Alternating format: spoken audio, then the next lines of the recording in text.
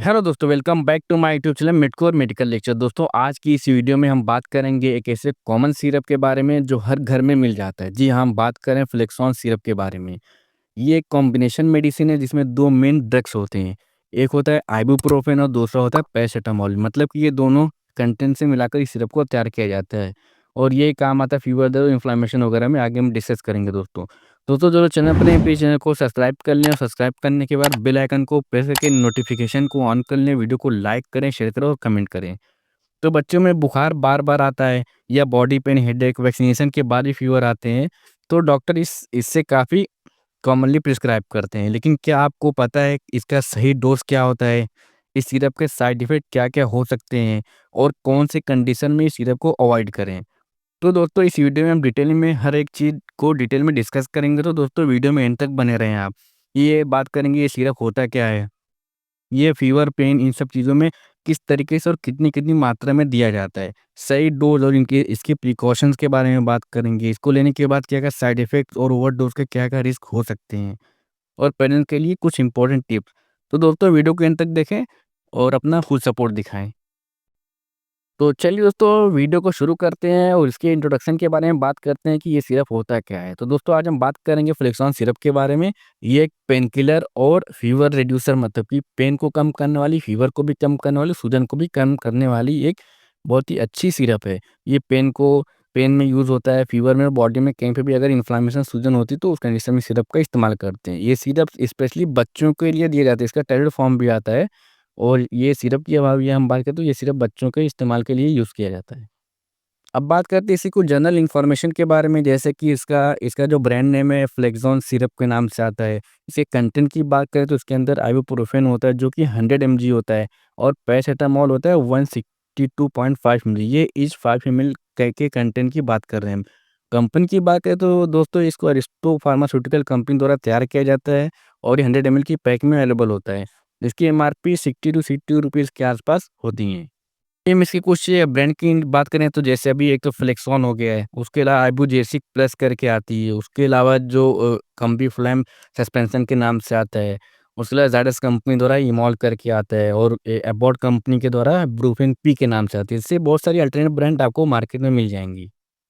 बात करें इससे कंपोज़िशन की तो फ्लेक्सॉन सिरप में 2 मेन इंग्रीडिएंट्स होते हैं। पहला जो होता है आइबुप्रोफेन जो कि 100 एमजी होता है और ये एक तरह का एनसेड होता है, मतलब कि non steroidal anti inflammatory drug group का होता है। वर्क करता है पेन में, मतलब कि दर्द को कम करने में, फीवर को भी कम करता है और बॉडी में कहीं पे भी अगर सूजन, इन्फ्लेमेशन है तो उनको भी कम करता है। ये कैसे इफ़ेक्ट करता है अपना, ये प्रोस्टाग्लैंडिन सिंथेसिस रोकता है जो पेन और फीवर बढ़ाते हैं। अगर हमारी बॉडी में जो प्रोस्टाग्लैंडिन होते हैं उनके केमिकल जो होते हैं जो उनके रिलीज़ को रोकता है, जिससे हमारा पेन और फीवर कम हो जाता है।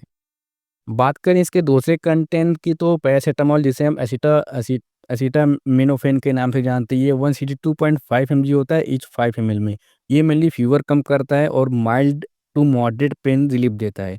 ये ब्रेन के हीट रेगुलेटिंग सेंटर पे एक्ट करता है, मतलब कि जो हाइपोथैलेमस होता है उसके ऊपर ये अपना इफ़ेक्ट दिखाता है। मतलब दोनों एक साथ मिलके डबल एक्शन देते हैं। आइबुप्रोफेन से स्वेलिंग और पेन कम होता है और पैरासिटामोल से क्या करता है, वो फीवर को कंट्रोल करता है। अब इसके वर्क मैकेनिज़्म की बात करें तो दोस्तों, आइबुप्रोफेन कॉक्स एंजाइम को ब्लॉक करता है, यानी कि जिससे प्रोस्टाग्लैंडिन का प्रोडक्शन कम होता है और पेन और इन्फ्लेमेशन को रिलीफ मिलता है। उसके अलावा पैरासिटामोल क्या करता है, ये हाइपोथैलेमस के टेम्परेचर कंट्रोल सेंटर पे ऐड करता है। जो हाइपोथैलेमस का सेंटर होता है उनमें ये ऐड करता है और फीवर को कम करता है। दोनों एक दूसरे के इफ़ेक्ट को सिनर्जिस्टिकली बूस्ट करते हैं, मतलब दोनों एक साथ मिलके बहुत ही अच्छा इफ़ेक्ट दिखाते हैं। पेन भी कम होता है बॉडी में, अगर फीवर की वजह से पेन हो रहा है बॉडी में, फिर कफ कोल्ड अगर किसी को हुआ तो जो माइल्ड पेन वगैरह बॉडी में तो उनको ये कम करता है। बात करते हैं दोस्तों इसकी यूजेस के बारे में, तो ये फ्लेक्सॉन सिरप का यूज़ होता है फीवर में, मतलब कि वायरल बैक्टीरियल इन्फेक्शन हुआ या फिर वैक्सीन के बाद जो बच्चों में टीका वगैरह लगते हैं उसके बाद जो फीवर आते हैं, हेडेक और टूथ बच्चों में सर दर्द या दांतों के दर्द में भी इस्तेमाल करते हैं। बॉडी पेन हुआ, जॉइंट पेन हुआ, पोस्ट वैक्सीनेशन जो बच्चों को, मतलब वैक्सीन के बाद जो बच्चों को पेन होता है उनकी वजह से जो फीवर आते हैं बच्चों में, उन कंडीशन में इस सिरप का इस्तेमाल करते हैं। मस्कुलर पेन हुआ, ईयर पेन बच्चों के कानों के दर्द में, या गले में किसी तरीके का थ्रोट पेन हुआ, जिसे फेरेंजाइटिस वगैरह बोलते हैं, तो या फिर माइल्ड अर्थराइटिस जोड़ों के हल्के दर्द में भी इस सिरप का इस्तेमाल करते हैं। बात करें दोस्तों इसके डोजेज़ के बारे में, तो कोई भी दोस्तों जो डोज़ होता है सिरप हो या एडल्ट का भी होता है, मोस्टली क्या होता है कि वो बॉडी वेट और एज के अकॉर्डिंग डिपेंड करता है। लेकिन कुछ जनरल डोज़ की हम बात करते हैं, लेकिन आप कोई भी मेडिसिन दोस्तों आप यूट्यूब से या किसी के बताए बताए द्वारा देखकर आप नहीं दें, क्योंकि ये सब जो इन्फॉर्मेशन होती है सिर्फ़ मेडिकल स्टूडेंट के लिए होती है, जनरल इन्फॉर्मेशन होती है। आप इसके बेसिस पे किसी को मेडिसिन नहीं दे सकते, किसी का इलाज नहीं कर सकते, क्योंकि ऐसा आप करेंगे तो ये गलत है और किसी को सीवियर साइड इफ़ेक्ट हो सकता है और एट द एंड उसकी डेथ भी हो सकती है। तो दोस्तों इसके डोज़ के बारे में बात करें जो कि जनरल गाइडलाइंस के अकॉर्डिंग है, तो एप्रोक्स अगर बच्चे की एज 6 महीने से लेके 1 साल है तो उसको हम 2.5 एमएल दिन में 2 से 3 बार दे सकते हैं 24 घंटे के अंदर। अगर बच्चे की एज 1 से 3 साल की है तो 5 एमएल दिन में 2 से 3 बार दे सकते हैं। अगर बच्चे की उम्र 4 से 6 साल है तो उसको हम 5 से 10 एमएल दिन में 2 से 3 बार दे सकते हैं। अगर बच्चे की उम्र 7 से 12 साल है तो उसको भी हम 10 एमएल दिन में 2 से 3 बार दिया जा सकता है। दोस्तों एक इम्पॉर्टेंट पॉइंट के बारे में बात करते हैं कि ये जो सिरप होती है दोस्तों, ये खाना खाने के बाद ही देना चाहिए। अगर आप बच्चों को एम्प्टी स्टमक देते हैं तो ये गैस्ट्राइटिस वगैरह और पेट दर्द के रिस्क बढ़ सकते हैं। मतलब बच्चों को गैस्ट्राइटिस की समस्या देखने को मिल सकती है, उसके पेट में दर्द भी हो सकता है। करते हैं सिरप को लेने के बाद क्या-क्या साइड इफ़ेक्ट देखने को मिल सकते हैं, जैसा कि हमें पता है कि हर मेडिसिन के साथ साइड इफ़ेक्ट का रिस्क होता ही है।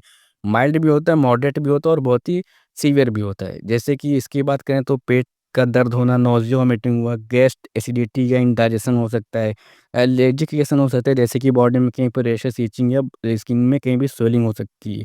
रेयर में देखा जाए तो किडनी या लिवर डैमेज हो सकते हैं अगर आप ओवरडोज़ लेंगे तो। लॉन्ग टर्म यूज़ अवॉइड करें, ओनली शॉर्ट कोर्स के लिए ये सूटेबल है। मतलब कि इसका जितना डोज़ डॉक्टर आपको एडवाइस करें 3 से 5 दिन उतना ही करें, उसका ओवरडोज़ नहीं। और ऐसा नहीं कि फिर कभी बच्चों को फ़ीवर वगैरह आता है तो आप इसको पिला सकते हैं। ऐसा नहीं, बिना डॉक्टर की सलाह के कोई भी मेडिसिन नहीं देना चाहिए। बात करें इसके प्रिकॉशंस की, तो डॉक्टर की एडवाइस के बिना यूज़ ना करें। अगर बच्चे को अस्थमा या फिर किडनी या लीवर की प्रॉब्लम है तो अल्सर ब्लीडिंग डिसऑर्डर है तो अवॉइड करें। ओवरडोज़ से क्या हो सकता है, लीवर और किडनी डैमेज हो सकती है। एलर्जिक हिस्ट्री है तो बिल्कुल मत दें, अगर किसी को इससे एलर्जिक हिस्ट्री आइबुप्रोफेन या पैरासिटामोल से तो बिल्कुल भी नहीं दें।